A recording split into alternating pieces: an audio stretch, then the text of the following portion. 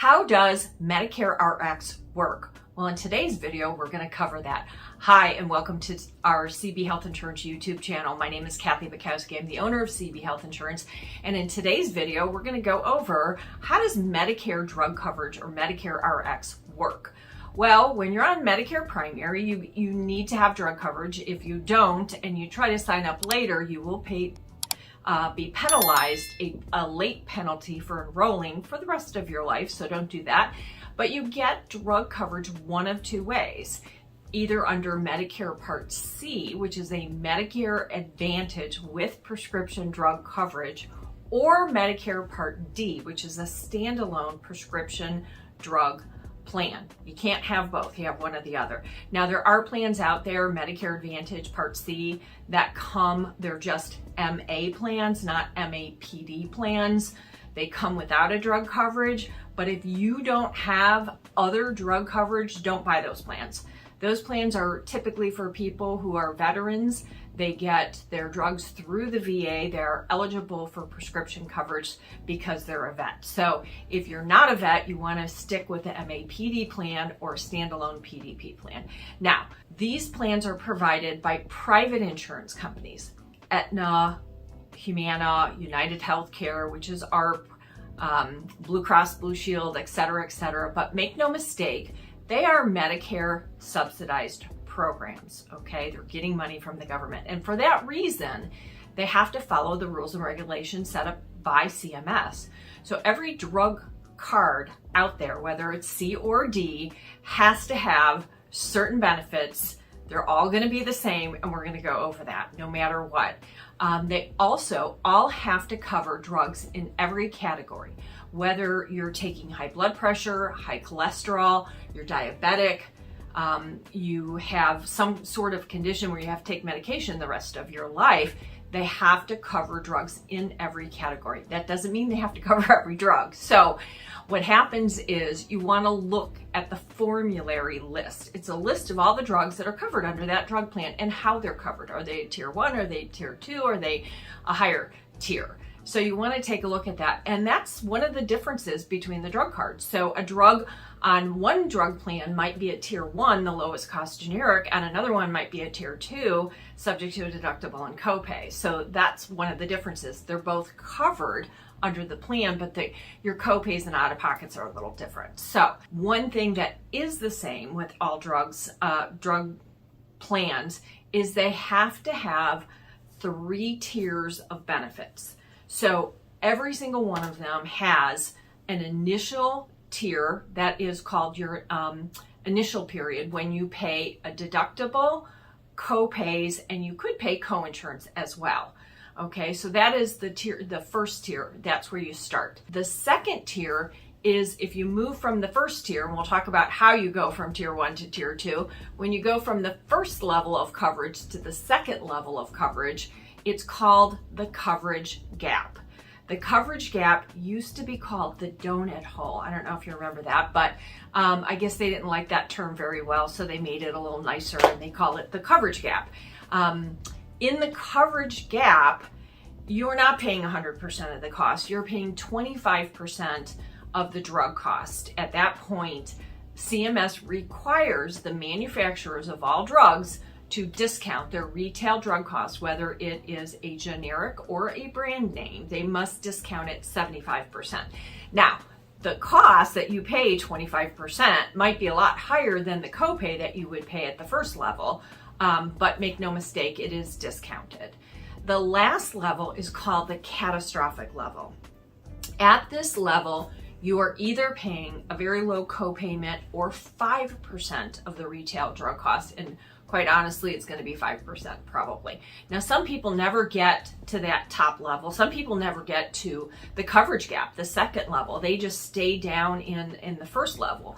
And benefits, they all accumulate on a calendar year. So they go January to December and they start over January 1.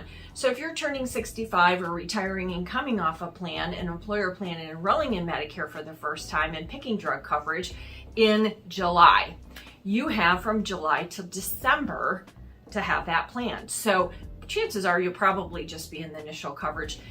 even if the following year you do make it to the second level of coverage, which is the coverage gap. You only have 6 months to go. Then at the end of the year, once a year, you will have the option to change your drug coverage for the following year.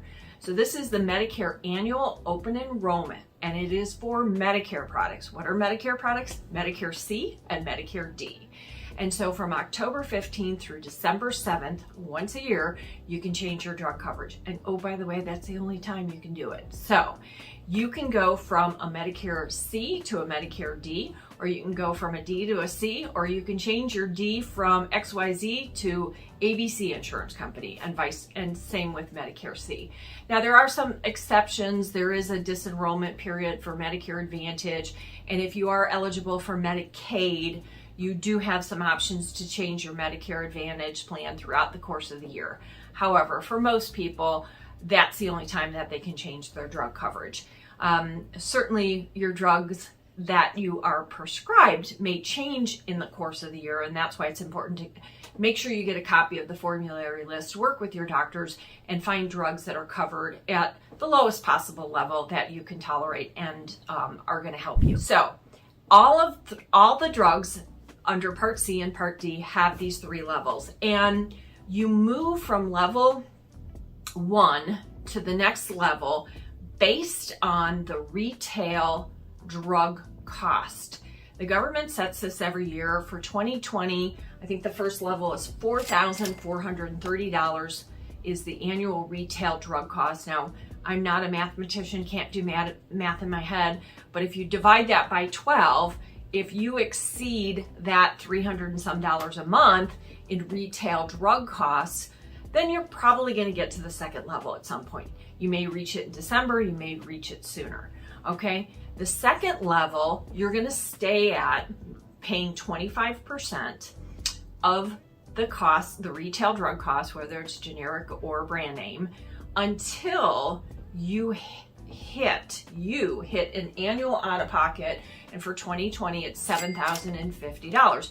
Again, CMS sets these numbers, and they're the same whether you're on a Medicare Advantage plan or you're on a standalone Part D plan. How you move from tier to tier is identical, and so one drug card is not going to get to give you richer benefits at tier 1, for example.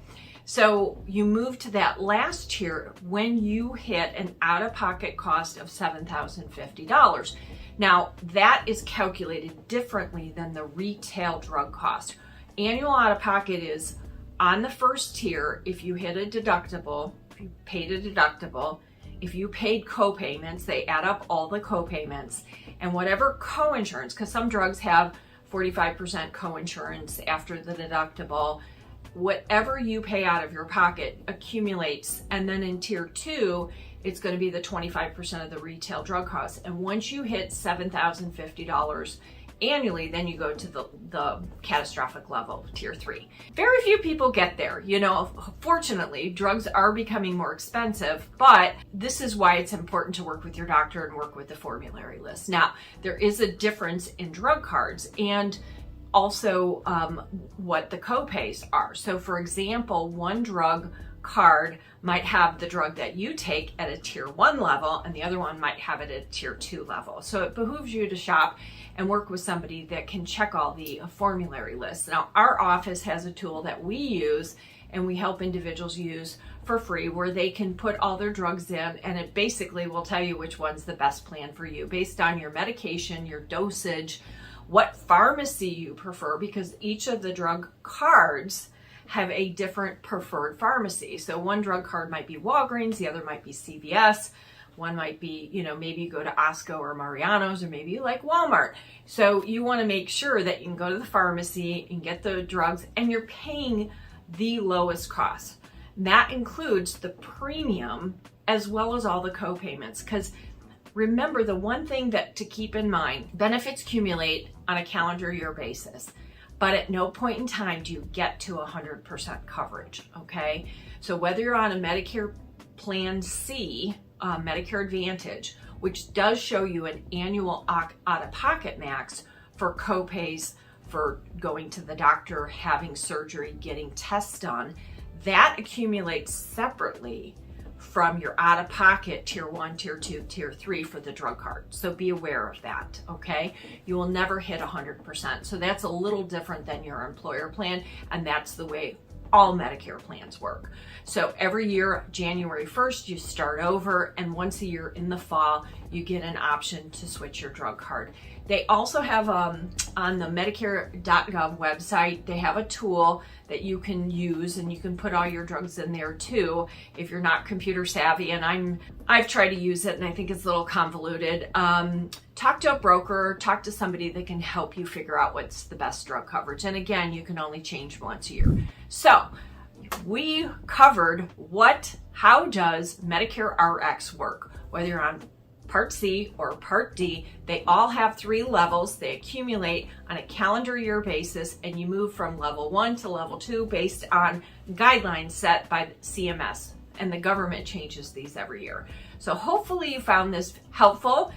Be sure to tell your family and friends about our channel. Anybody that you know that's turning 65 or retiring soon, give us a thumbs up. And until next time, this is Kathy Bukowski, the owner of CB Health Insurance. Thanks for watching.